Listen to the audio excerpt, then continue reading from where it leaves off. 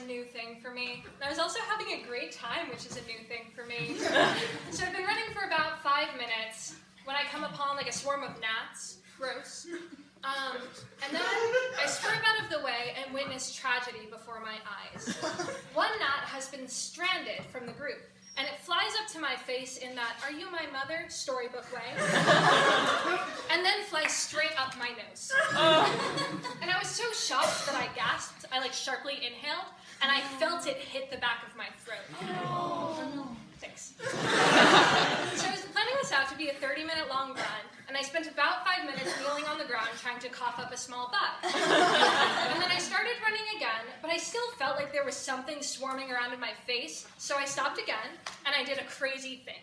There was a man walking by holding some poop bags. He was walking his dog, and I thought they were tissues, so I asked him for one. And he said, "You got a dog?" And I said, "Nope, it's for me."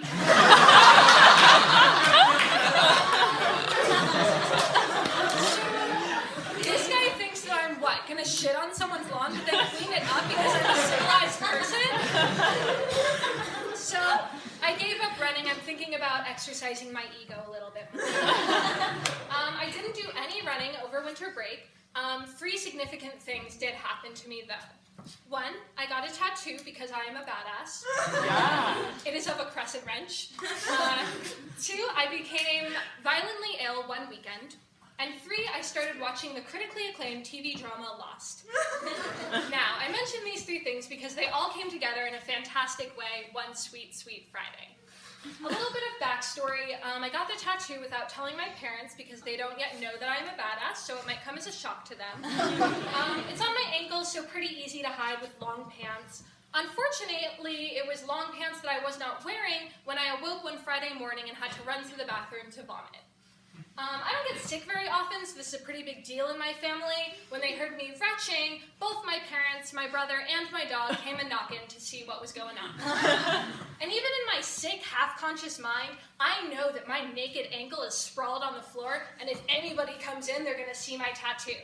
So I yell, "Don't come in!" But I'm sick, so I sound crazy. And I hear my mom outside of the door say, "She's just embarrassed. I need to go in and check her vitals." Now, you're probably thinking from the context that my mom is some sort of doctor. You're probably thinking she's some sort of nurse.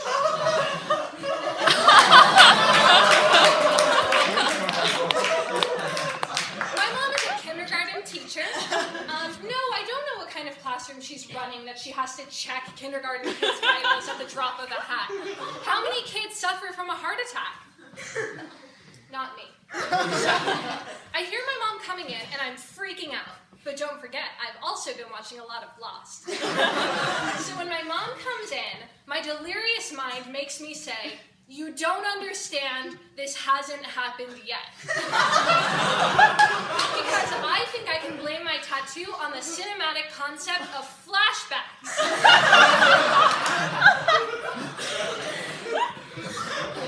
And then my mom made me go to the hospital.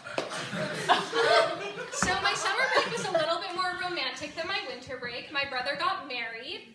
I don't know if you guys know how a heterosexual wedding works, but there's a groom and some groomsmen. There's a bride and some bridesmaids. I was a bridesmaid. Thanks. Cool. But here's where this wedding got a little modernized. The bride asked a few of the bridesmaids to stand on the groomsmen's side because my brother has fewer friends than she does, so she wanted to and this would have been fine, but I was one of the bridesmaids who had to stand with the groomsmen. And I was also the first bride coming down the aisle being led by a groomsman. So when I walked onto his side of the altar, it looked like I was just fucking up. Pretty embarrassing, right? Then my mom stood up from the audience and said, "Get to the other side!" She's waving her hand like I can't hear her, but it was a small wedding and an echoey room. We could all hear her. Then to make things worse, all the other bridesmaids bailed on me, so I was the only one standing on the wrong side. And I'd like to paint you a picture. A bunch of beautiful bridesmaids, the bride, the groom, a few well-put-together groomsmen, and then another rebellious teenager not listening to her mom and wearing strappy heels. Woo! And to make things worse, I've been talking to my relatives all week about how interested I am in women's and gender studies, so they all thought that I was using my brother's wedding to make my own personal feminist manifesto. And when I realized this, I was pissed. Why hadn't I thought of that? What a beautiful way to come out as a badass. But you know what they always say? Always a bridesmaid on the wrong side of the altar. Never a true symbol of the truth that is female oppression. Speaking of female oppression, my family has like historically bad healthcare issues. It's like a big joke in the family that our healthcare never works, or at least it's a joke to me because I'm young and invincible. So basically what this means is I've been trying to see a gynecologist since the summer before I started Carleton. I'd like to share that experience with you. So I walk in the door and I'm already sweaty. I don't know if you're like familiar with how gynecologist offices work, but the first thing they ask you to do is take this cup and pee in it. Leave your pee sample. They do this before they have you fill out any paperwork. So my question is, how do they know you're a patient? Like, if I'm delivering a FedEx package, do I have to exchange it for a sample of my pee? So anyway, I'm in the bathroom, I'm leaving my pee sample, and then they have like a little glory hole type situation where you open a door, leave your pee, suck a quick dick, and then get out of there. So I wipe my mouth and tell the receptionist that I'm done. And she tells me that my healthcare plan does not cover gynecologist office, so I will have to leave. And I do. And this happens again and again every single time that I'm back in Arizona on break from Carleton. And I have yet to see a gynecologist. I have also yet to check about the insurance plan before leaving my pee sample. So what I have managed to do is leave a cup of my pee in almost every single gynecology office in Arizona. And I don't want to just be passive about this magical ability I have to leave my pee everywhere. I envision myself as this mystery girl with the elusive vagina. I have this vision of two gynecologists coming together to chat after a hard day at work. Their names are Tracy and Tina.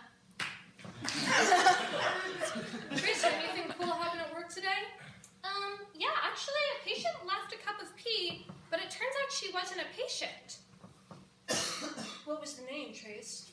Teresa, you know I can't sacrifice the integrity of my practice like that. Tracy, we've been through a lot. Her name was Lynn Barbera. And Teresa will gasp, because she also has a cup of Lynn Barbera's pee in her gynecology office. Who is this girl? Where is her vagina? And why is her pee purple?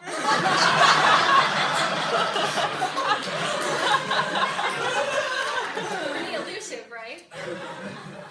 So something I probably don't have to tell you since you're all sitting in a room listening to me speak is that I have a bit of a lisp.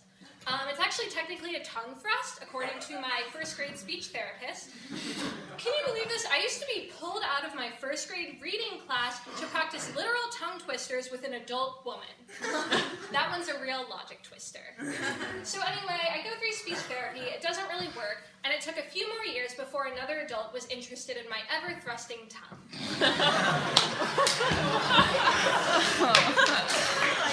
It was not, as you might suspect, a sexual partner, but it was my orthodontist. Right after he took off my braces, he told me, if you want your teeth to stay straight, you're going to have to do something about that lisp. And I said, first of all, it's a tongue thrust. Second of all, I thought this was a braces off, teeth straight for life situation. I'm not about to be practicing any more tongue twisters. And he said, no, tongue twisters are a thing of the past. And this is what he told me to do.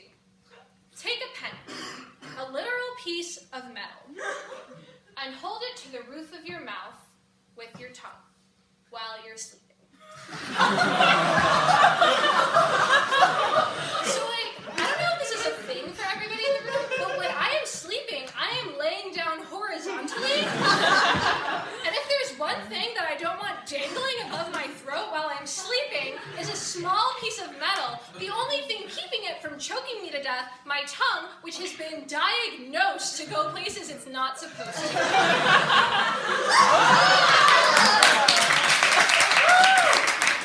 So I tell him that I'll start that night, but obviously I don't. And the next time I have a visit, I have to lie through my deteriorating teeth and say that my tongue thrust is almost gone. And to really pull one over on him, I have to kind of talk and say S's correctly, which is something I really cannot do. I cannot say an S to save my sorry life.